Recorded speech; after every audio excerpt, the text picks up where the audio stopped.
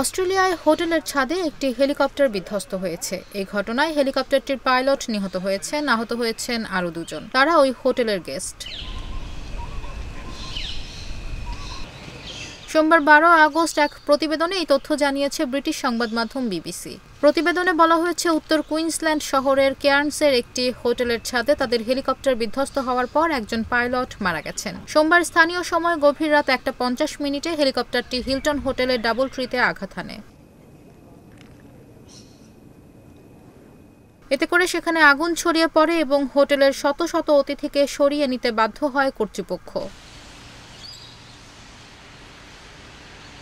কর্তৃপক্ষ বলছে, পাইলটই ছিলেন হেলিকপ্টারটির একমাত্র আরোহী এবং তিনি ঘটনাস্থলেই মারা যান। এছাড়া দুর্ঘটনায় হোটেলের 2 অতিথি আহত হয়েছেন, তাদের হাসপাতালে নেওয়া হয়েছে।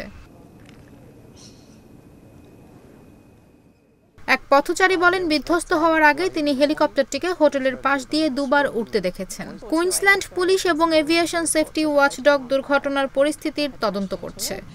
We had multiple crews attend once the scene was deemed safe.